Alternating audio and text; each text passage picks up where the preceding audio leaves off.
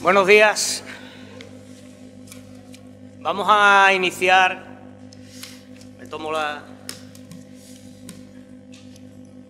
Vamos a iniciar la primera sesión, la primera mesa. Perdón, en este caso la conferencia inaugural. Pasaremos después de una breve pausa a la primera mesa y señalar también que, no lo hemos dicho en el de esto, pero habrá la inauguración, como podéis ver en vuestro programa, de una exposición que también es la segunda que organizamos aprovechando este simposio y después tendremos una pausa, aprovechando también la presentación. Bueno, también solo por una cuestión operativa. Aquellos que son alumnos de aquí de la facultad, si tienen alguna cuestión, podéis canalizarla a través de vuestros delegados, para que no vengáis uno por uno a preguntarme cosas a mí, porque tengo que hacer algunas cosillas más y os lo pediría ese favor, ¿de acuerdo? Bueno, vamos a empezar con una ponencia, en este caso, para mí, muy significativa, y creo que para los demás lo será cuando escuchen a la ponente, a María de Deus Manso. Digo primero significativo porque María y yo hemos desarrollado una amistad que ha sido motivada o que ha estado en el marco de las relaciones oficiales que mantenemos entre la Universidad de Évora y la Universidad de Extremadura, en esta intención también de internacionalización, y habitualmente hemos tenido una colaboración muy estrecha y queríamos que, al menos desde la organización de estos simposios, que también fuera visible, que fuera constatable en estas jornadas que organizamos. Y por tanto le pedí a María si tenía bien venir a hablar con nosotros de su tema de investigación. Ella es una especialista, una de las especialistas más renombradas en Portugal de los temas jesuíticos, tanto para América como para Asia. Nuestra intención también era de un modo también un poco tangencial acercarnos al tema que está ahora mismo presente en las conmemoraciones, como es el de la primera globalización y la conmemoración del inicio de la circunnavegación. Y qué ejemplo más claro de esa globalización y circunnavegación o consecuencia de la circunnavegación, como fue el desarrollo de toda una serie de misiones jesuíticas en todo el orbe y desde luego en el espacio brasileño, en el espacio americano, en el caso brasileño es por la especialidad de la profesora, pero también en el espacio asiático. Y queríamos, en este caso fue petición mía, que si pudiera venir a hablar de algo asiático, lo digo porque nos venía a completar un tema que nosotros tenemos otros investigadores que nos lo proponen y estamos muy contentos de ello, pero con esa visión de que nosotros, más allá de que pensamos en un americanismo de rango amplio, pensamos en el americanismo como algo más abierto, no solo referido al continente americano, sino también pensamos en los espacios coloniales peninsulares, y por ello fue la petición expresa a que la profesora María de Deus Manso nos hablara de este tema. Sin más, para no robarle más tiempo, pues voy a darle la palabra a la profesora y os dejo con ella con una oportunidad de escuchar su magnífico y maravilloso portuñol. Muchísimas gracias.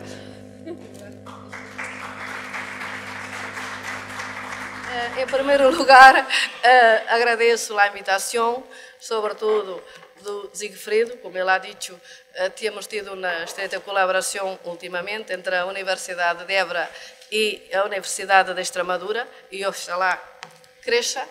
Eu he estado aqui oficialmente, é a terceira vez. A última ha estado com o professor, não sei se recuerda, com o embaixador Ana Correta Correia.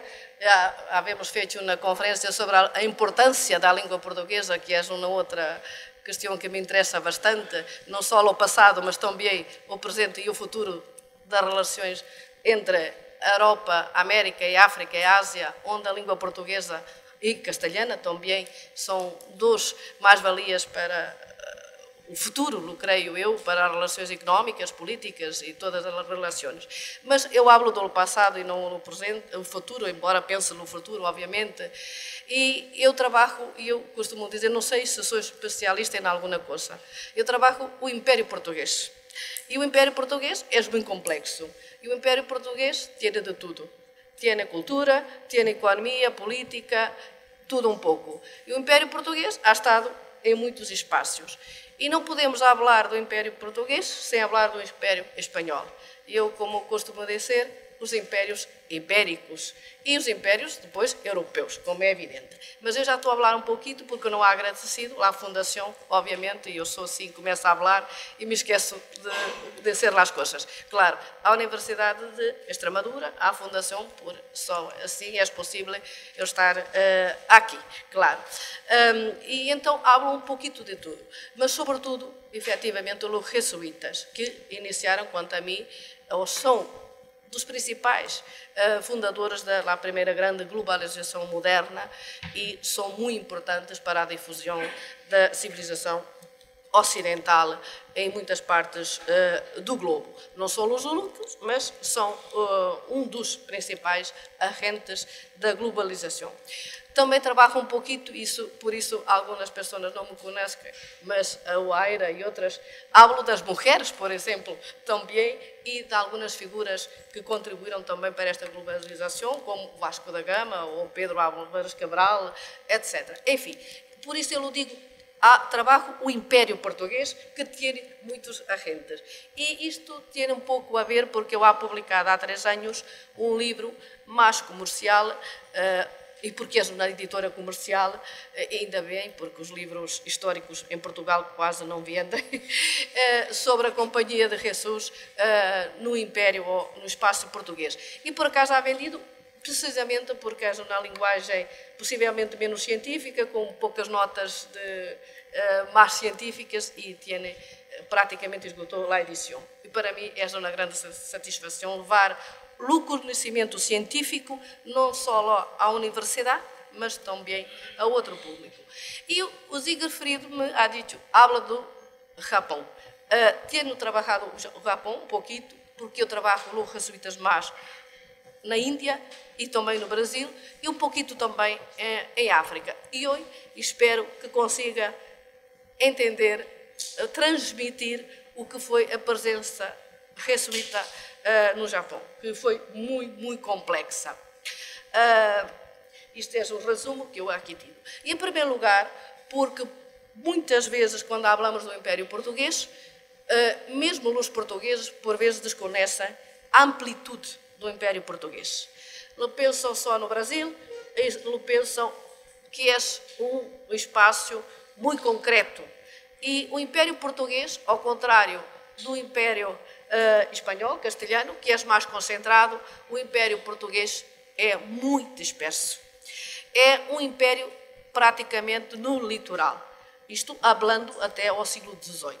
É muito disperso, que tem conquistas, que tem feitorias, que tem tratados, enfim, é de uma grande complexidade. Está nos 5 continentes. E nem sempre temos um império, como eu há dito, oficial. Temos também um império oficioso, isto é, aquele império que a coroa portuguesa não controla ou pouco controla e que tem como agentes desse império oficioso os jesuítas, os outros religiosos, franciscanos também, dominicanos, mas eu creio que são sobretudo os jesuítas.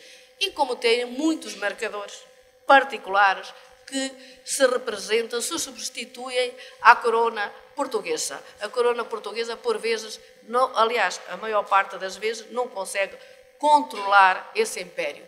Portanto, é disperso.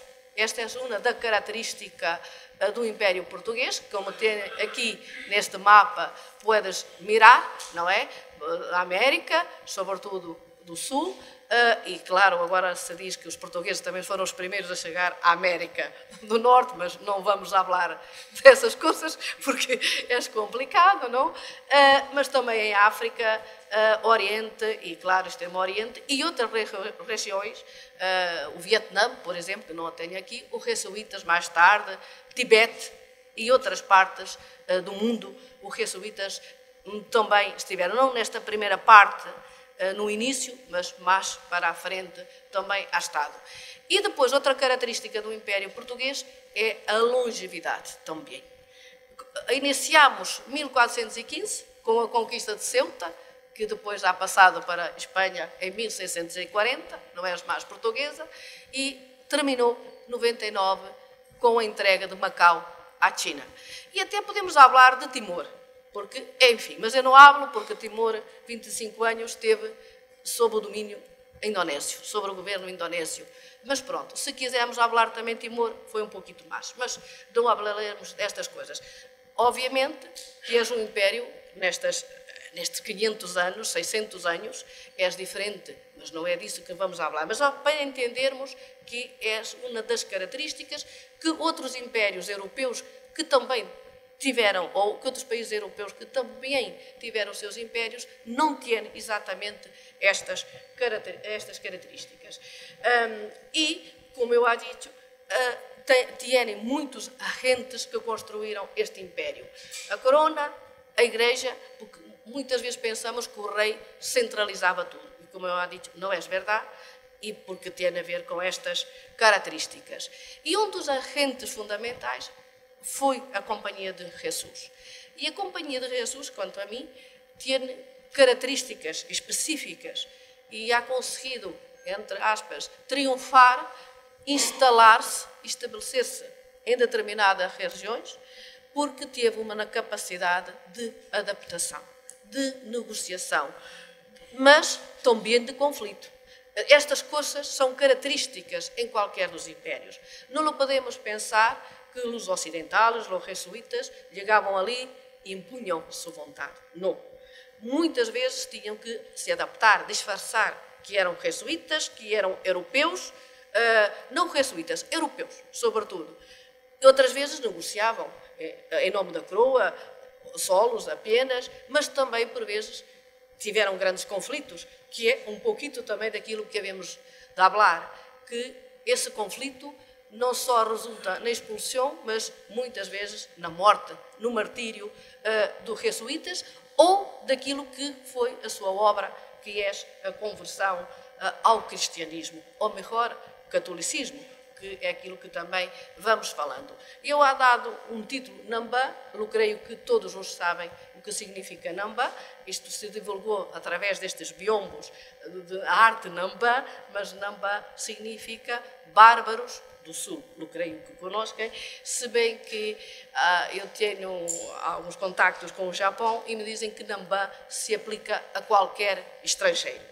Mas a historiografia portuguesa e outra historiografia se diz a bárbaros do Sul. Pronto, e eu mantenho um pouco isso, mas mantendo-me na professora conversação de Tóquio, Miyoko, me ha dito o ano passado, quando estivemos em Évora, não, é para todo estrangeiro, o Nambá. Pronto, e eu assim mantenho esta informação.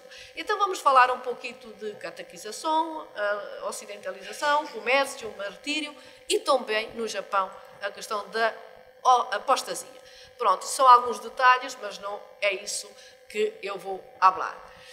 Claro que os portugueses não são os primeiros a falar do Japão. Não são os primeiros que han ido para a Ásia e não podemos ter essa história nacionalista. Temos que compreender que já se ia ao Oriente antes dos portugueses terem chegado. Se falava dos jesuítas. Havia cristianismo no Oriente, não no Japão, mas havia na Índia os cristianos de Santo Tomé e outras cristandades muito antigas quando os portugueses chegaram. São cristandades diferentes, não são do rito romano, são o rito oriental, mas são cristianos. E isto significa o quê? Que se faziam viagens muito antes do século XVI. Por vezes, temos a tendência de olvidar estas viagens e temos que as ter em atenção, porque assim, o Império Português e o Ibérico, neste caso concreto o português, não só vai entrar em contacto com aquilo que eles falavam de gentio, mas também com cristianos, que não são já gentios. Não é no caso do Japão, mas temos para outras partes esse conflito e essa missão. Vão evangelizar o gentio, mas também evangelizar os cristianos. Isto é, trazer à fé cristã, ao rito romano, esses cristianos.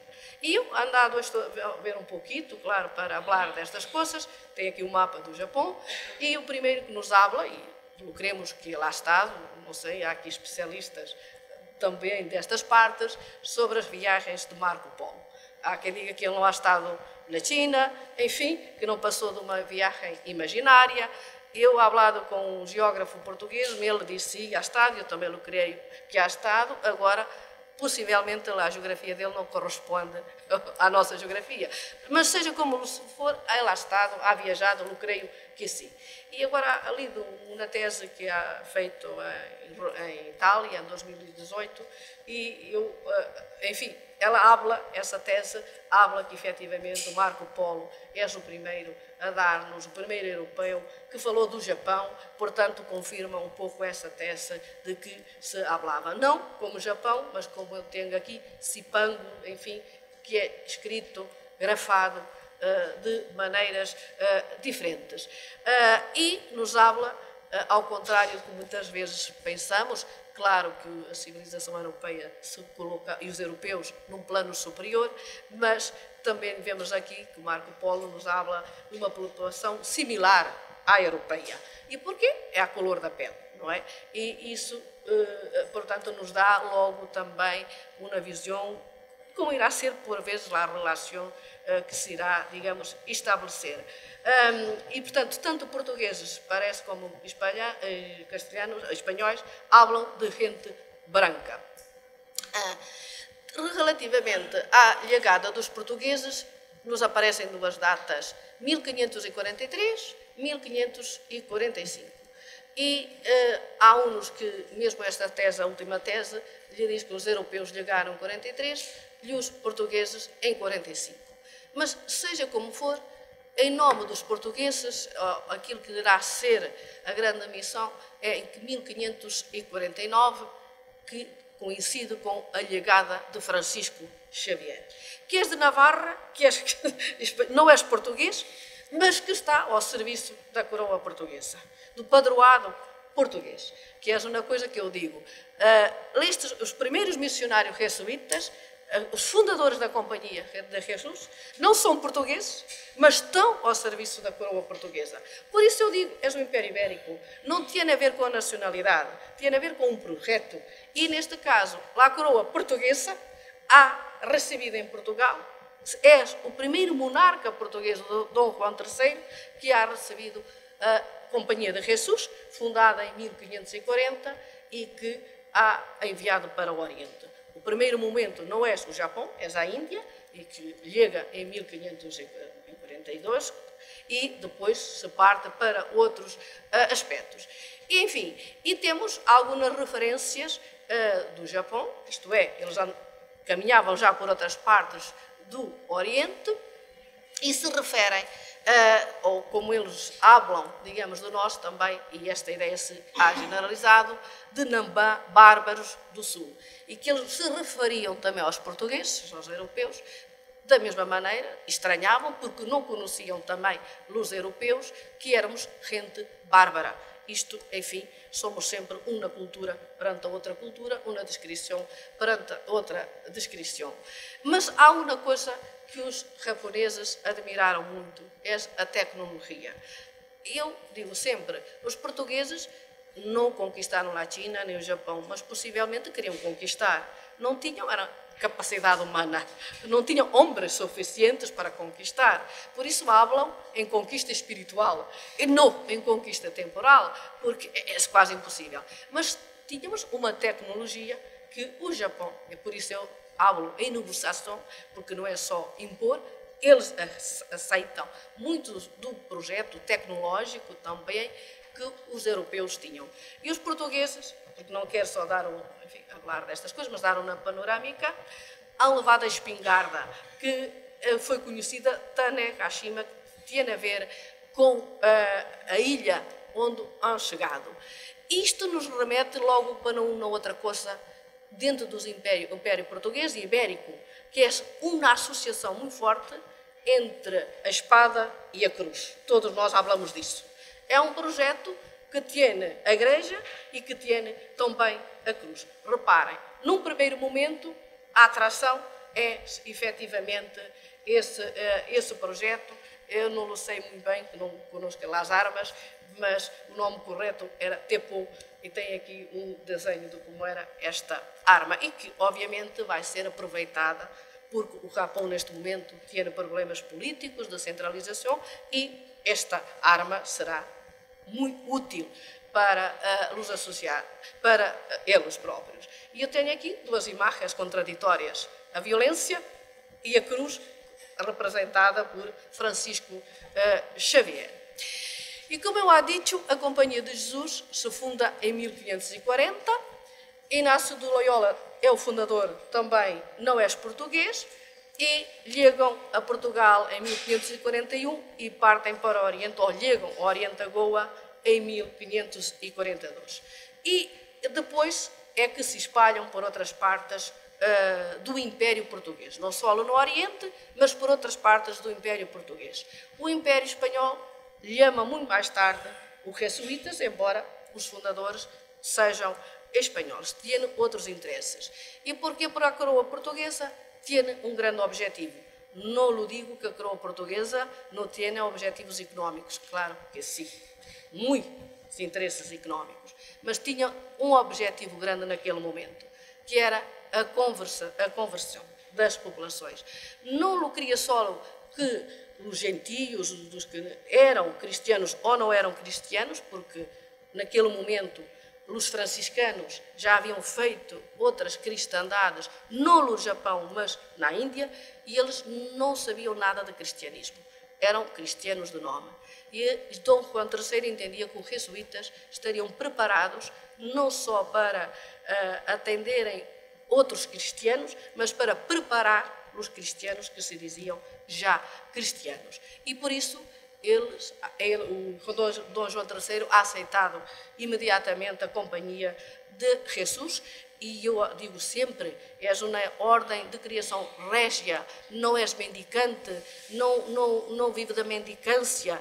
A coroa portuguesa lhe dá rendas para que eles se possam estabelecer de uma maneira mais firme.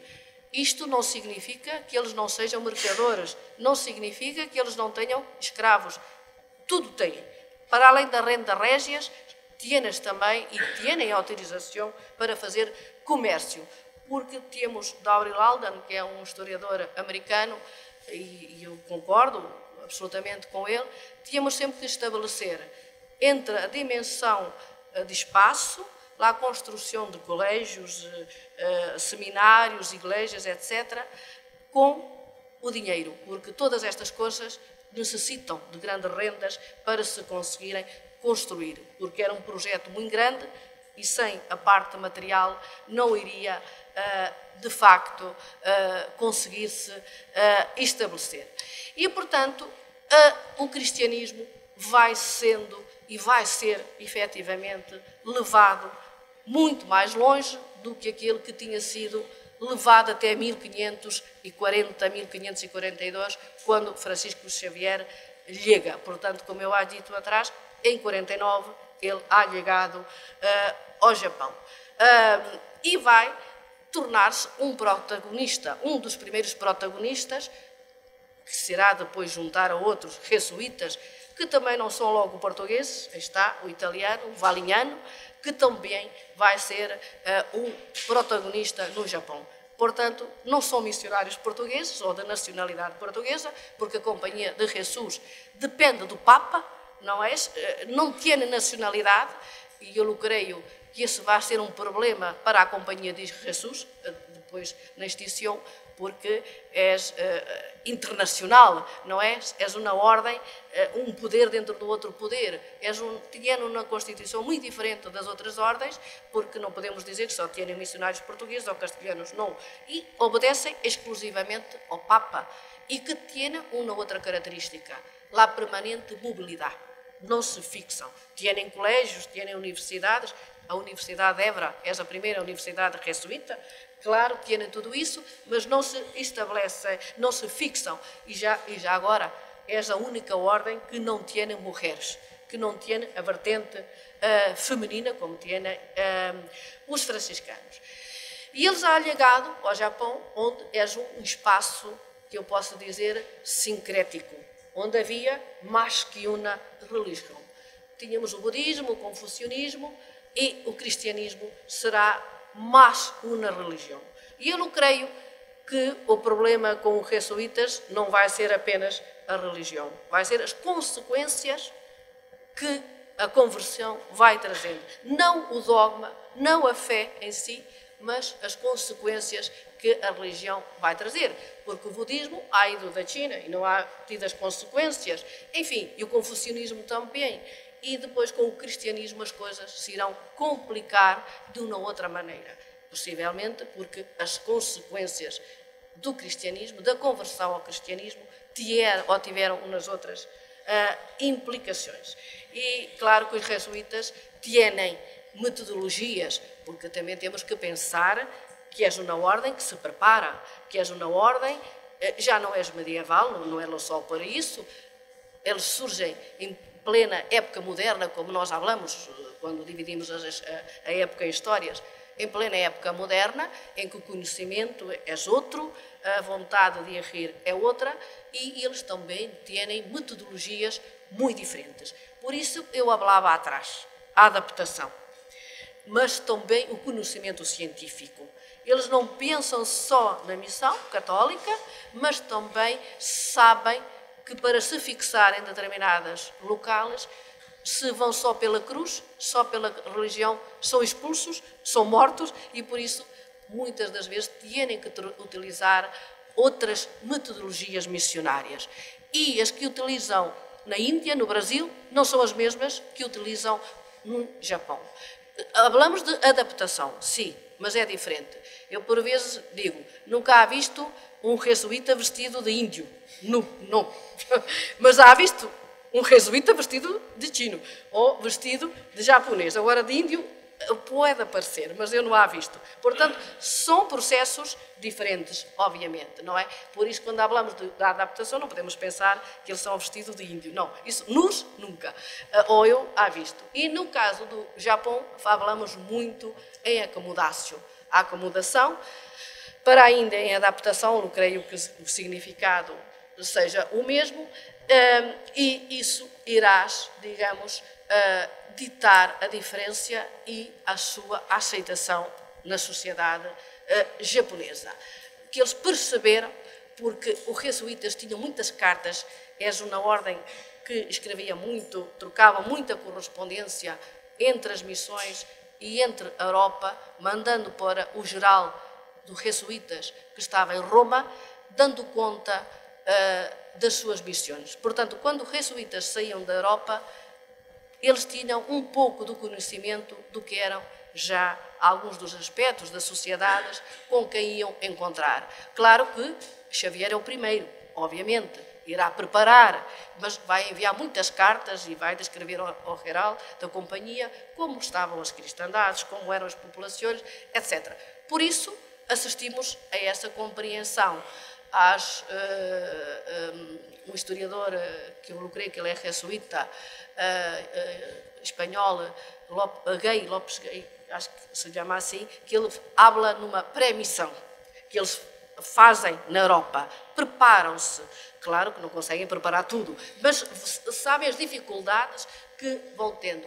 Nós temos um conjunto de cartas basanas, mas dentro destas outras más, que enviam para a Europa com todas as informações em detalhe. E se publicam alguns excertos dessas cartas, não todas, porque têm conteúdos que o público em geral não pode saber, que são apenas só da ordem, e que hoje essas cartas se encontram no arquivo romano da Companhia de Jesus. Não confundir com o secreto do Vaticano, muitas vezes se pensa que está tudo no secreto do Vaticano, não. A Companhia de Jesus tem o seu próprio arquivo, portanto. E eles vão usar aqui no Japão esta questão da acomodação, no vestuário, passando não por europeus, mas por outros locais, e têm também uma preocupação, que é a formação de um clero nativo. Que isso é muito importante, ter a população local também participando na missão, porque nós não sabemos, a questão da língua era um obstáculo, e se não falavam a língua, tinham que ter intérpretes, E o intérprete poderia ter sempre problemas. E, nos primeiros momentos, eles não falavam as línguas locais, só que mais tarde irão aprender. E, portanto, tinham que ter essa participação do clero nativo. Como padres, não, mas como irmãos, que são diferentes, estão preparados e que irão trabalhar com eles junto, possivelmente, dos classes ou dos grupos mais baixos da sociedade, e isso irá permitir um sucesso maior. Porque eles falavam em latim, mas ou português, ou castelhano, ou italiano, obviamente, as cartas vêm de todas as línguas. E os japoneses, ou indianos, ou brasileiros, ou índios, não entendiam estas línguas. E, portanto, os jesuítas nos encontramos preocupados e sabemos que muitas da literatura se passa para as línguas locais e também gramáticas, catecismos, tudo isso é uma diferença muito grande e essa preparação, essa formação que lhes permite também isso. Claro que os jesuítas tiveram sempre, desde o seu início, uma preocupação, ligarem-se bastante às elites, às classes, aos grupos socialmente mais ricos, mais favorecidos. Nós sabemos que não é assim. Se um rico se converte, os outros também se convertem mais facilmente. Não no caso do Japão tanto, mas, por exemplo, para a Índia, uma sociedade dividida em castas, isso era fundamental, que um Brahman se convertesse para depois outros grupos se converterem mais facilmente. Isso é, de facto, sei explicar, e senão não chegam aos 40 minutos, mas é, de facto, essa incorporação do clero nativo no Japão, os de Joco, que foi importante para que o sucesso, para que a missão crescesse muito rapidamente. Não significa que tenha sucesso, mas que crescesse. O uso também de vestuário oriental. E uma coisa que os jesuítas tinham em todo o Império é a assistência. Isto é, não era só a espiritual, a catequização, mas a assistência na doença, tendo e administrando hospitais. Eu não sei que há muitos, até colegas em Portugal, dizem não, todos os hospitais do Império eram das misericórdias. Não é verdade. Muitos dos hospitais do Império passaram a ser administrados pela Companhia de Jesus. Isto é uma vantagem, porque têm o poder sobre a cura, sobre a doença. E nós sabemos que alguns jesuítas tinham conhecimentos médicos. Não eram médicos, mas tinham. E nós sabemos que a Igreja, as ordens em geral, não podiam exercer a medicina, mas o Papa há dado na carta, autorizando os jesuítas, sempre que não houvesse botânicos, sempre que não houvesse médicos, os jesuítas podiam exercer. E, portanto, são as tais adaptações que temos que compreender. Não compreender o Império Português igual, ou melhor, a sociedade colonial igual à sociedade europeia. Não, há sempre adaptação, não apenas missionária, mas também nestas coisas. E os jesuítas tinham esta assistência, hospitais e também a todos os que eram pobres, a muitos que eram pobres. E o próprio Xavier, numa das primeiras cartas que chega à Europa, não sobre o Japão, mas, por exemplo, sobre a Índia, ele nos diz que se convertem a troco de um vestido, a troco de uma roupa. E porquê? Sobretudo os intocáveis, as castas baixas, que não tinham qualquer valor social. E, portanto, não vinham até eles por uma questão de fé, mas por uma questão económica.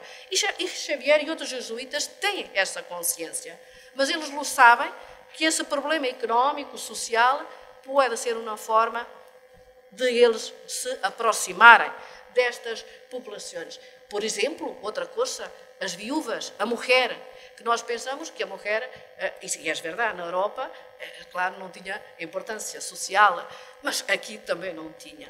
E muitas mulheres também ficavam viúvas e muitas vezes os jesuítas ajudavam e negociavam casamentos com cristianos, que era uma outra medida de arranjar, porque os filhos desses casamentos mistos eram cristianos, ou seriam mais facilmente cristianos e mais facilmente se estabeleciam. Portanto, isto são metodologias que a Companhia de Jesus vai utilizar bastante. Entre outras coisas, dá dotes a jovens que querem casar, e que em algumas sociedades era necessário um dote para a mulher casar, e eles têm poder material para rodar. Pronto, é uma ordem que tem muito essa compreensão. Quando eu hablo deles, alguns que trabalham de franciscanos dizem: não, estás a minorizar os franciscanos. Eu não sei se eles tinham esta mesma percepção do que eram estas dificuldades. E havia por parte dos jesuítas também, e sobretudo de uma primeira geração de jesuítas, Francisco Xavier, Valiniano, Nobile e outros, eram das elites europeias. Se apresentavam como sendo, efetivamente, eles eram das elites europeias. Aliás, nós para a Índia, o jesuíta o Roberto Nobile, o italiano, é conhecido pelo um nobre Brahman, porque ele se apresentava assim e, efetivamente, muitos deles pertenciam à nobreza. E nós podemos perguntar, sempre foi assim? Todos os missionários jesuítas eram nobres? Claro que não. Claro que com o tempo nós não sabemos que há cambiado, porque também temos referências que muitos soldados em pobreza queriam ingressar na ordem, isso é verdade. Mas normalmente quando se habla num jesuíta só se pensa em dinheiro, só se pensa em poder, só se pensa em riqueza. Não é sempre assim. Mas os primeiros fundadores e missionários, efetivamente sim. E dentro da seleção dos que entravam na ordem, também eram muito cuidadosos. E quem trabalha jesuíta sabe os relatórios que eles nos legaram para a posteridade, que fazem uma observação sobre o comportamento dos jesuítas. São medíocres, são bons nisto e naquilo. Tinham essa percepção sobre quem tinha ou não tinha capacidade para vir ou não vir exercer lá a profissão. Não era só a elite, mas também a força física e também intelectual que podiam ter. E, portanto, eles se dirigem muito, como eu há falado atrás, a uma elite. Claro que as conversões não vão ser só a elite, mas começar por uma elite para que outros cheguem também até ao cristianismo e nos vão e tentam, sobretudo Alexandre Valiniano, Cláudio Acquaviva, impressionar a comunidade japonesa com a riqueza e a importância que o cristianismo tenha. Eu não sei que eles também há enviado missões aqui em Espanha, está quase, mas mandaram também missões para Portugal, que ainda hoje se habla muito destas coisas, e eu estou a ver que tenho que acelerar. Pronto, ia falar aqui um pouquinho, mas não vale a pena, de alguns exemplos de jesuítas cuja obra e que nos dão o primeiro conhecimento de história escrita ou sobre a história do Japão, que não se pode falar sem os próprios japoneses que estudam esta época ler também a sua obra, que é o caso do João Rodrigues, não é? Nós temos, eu não leio japonês nem hindi, mas temos que estudar e devemos estudar as fontes produzidas pela língua local, mas eles também têm que estudar. Pronto, depois de um momento de grande tolerância do cristianismo, Francisco Xavier chega, há-se iniciado uma época de grande perseguição aos jesuítas. E agora, como eu já tenho que avançar, já não vou ter o mesmo raciocínio. Se instalam em Nagasaki, um ponto seguro. Claro que as coisas é mais complexa, porque o Japão é na ilha. E se começam então as perseguições. E como eu há dito atrás, se converte uma grande quantidade de pessoas e a coroa e os jesuítas, por vezes, ainda que tenham a adaptação, tentam impor regras que irão chocar com os valores locais, que irão trazer alguma instabilidade, ou os dirigentes temem a instabilidade dessas conversões. E se inicia uma perseguição aos cristãos no Japão, com uma série de éditos, isto é, onde as autoridades procuram os cristãos que inicialmente estavam livres, mas que depois tentam esconder, obviamente, para fugirem às perseguições, mas a perseguição, desde que começa em 1587, acaba por se ir adensando cada vez mais até ao século XVII, em que a grande maioria dos cristãos, se ficam cristãos, têm que ser cristãos ocultos, não podem exibir mais publicamente a fé, porque as autoridades perseguem. E isto, como eu falava, o martírio. muitos dos cristãos são efetivamente martirizados. E não são só os jesuítas, são os cristianos locais. E temos no primeiro massacre dos 26 cristianos, ainda no final do século XVI, que comoveu toda a cristandade, que comoveu toda a Europa, enfim, mas não ficamos apenas por aqui. Há uma série de éditos, como eu há falado, que continuam a perseguir a cristandade. E outros mártires vão ficando, até porque certamente há visto a película do Scorsese, Silêncio, que se há traduzido para português em Silêncio, nos habla dos apóstatas, que era uma coisa que já não vou ter tempo de falar, porque nós poderemos pensar que os jesuítas, sendo eles católicos, europeus, nunca iriam renegar a fé. Queriam sempre morrer em nome da fé, porque quando eles partiam para o Japão, as cartas que nos legaram, falam em martírio, que a melhor forma de morrer poderia ser em martírio para atingir a salvação, mas aqui nem todos optam pelo martírio. Alguns vão renegar a fé e vão converter-se às religiões locais. E, portanto, são os ditos apóstatas. E os muitos japoneses convertidos, pois, optam por morrer em nome da fé. Estes mártires não são apenas jesuítas, aliás, creio que em grande minoria, mas são, sobretudo, as cristandades locais, os japoneses que se convertem, que, enfim, e porque se converteram, possivelmente convictamente, porque é uma das questões que nós colocamos, são efetivamente cristãos, ou convertem-se por interesses apenas. Enfim, isto seria um diálogo que nos levaria a grandes discussões, mas aqui, neste caso, eles morrem em nome da fé. O mártir, que era um dos aspectos que as autoridades japonesas tentavam evitar. Queriam matar, mas não que se tornassem mártires. Creio que ainda hoje isso acontece um pouco. E eles realmente desobedeciam e morriam em nome da fé, em nome do martírio, e eram martirizados da maior violência, como puderam ver através do filme, que acho que retrata bem essa questão. E alguns jesuítas não aceitam, ou preferem renegar a fé, que são os ditos apóstatas. E este problema que eu falo da perseguição, que tem muito a ver com as alterações sociais que o cristianismo e ameaça à própria autoridade locais que o cristianismo estava a trazer, também teve um outro inimigo. Isto é sempre a competição dos impérios europeus. A partir desta época, os holandeses chegam também, andam pelo Japão, e obviamente que tentam, junto das autoridades japonesas, instigar o ódio contra a presença portuguesa, que podem ser espanhóis, não interessa, estão em nome do padroado português, estão em nome da coroa portuguesa. E a Companhia de Jesus e os cristãos, obviamente, começam a ser perseguidos. Porque, reparem, neste momento já estamos a falar do protestantismo também, todos cristãos, mas uns católicos, outros protestantes. E, obviamente, que podemos dizer, e os holandeses só queriam as redes comerciais? Sim, mas também se pudessem converter, eu creio que fariam os mesmos. Até porque, não para o Japão, mas para a Índia, eles traduzem a Bíblia calvinista, que é um português que se converte ao calvinismo, dos poucos, que traduz a Bíblia calvinista para o português. E porquê? Porque o português era a língua franca no Oriente. E, portanto, também queriam converter, senão não traduziriam a Bíblia. Pronto, e se inicia uma perseguição onde o cristianismo praticamente desapareceu.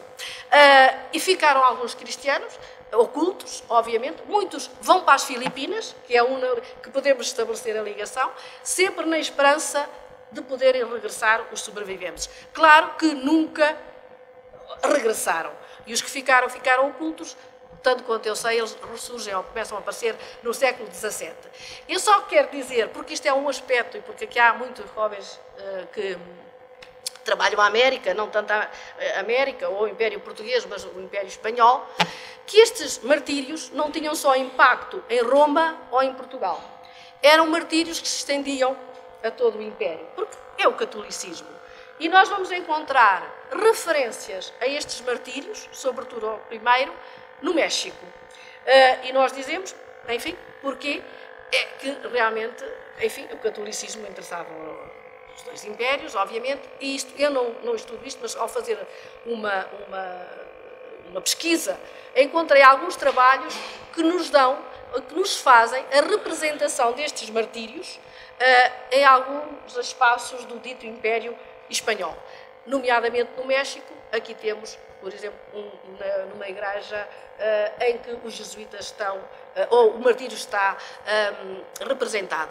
E uma coisa, mesmo já só para terminar, que entre as ordens, os martírios, claro que não são só jesuítas, há outros, há também franciscanos, e algumas das representações, se forem feitas por franciscanos, ocultam a presença de jesuítas. Pronto, só nós é que fomos martirizados e não os jesuítas, que é um dos aspectos que nós temos, ou que eu vi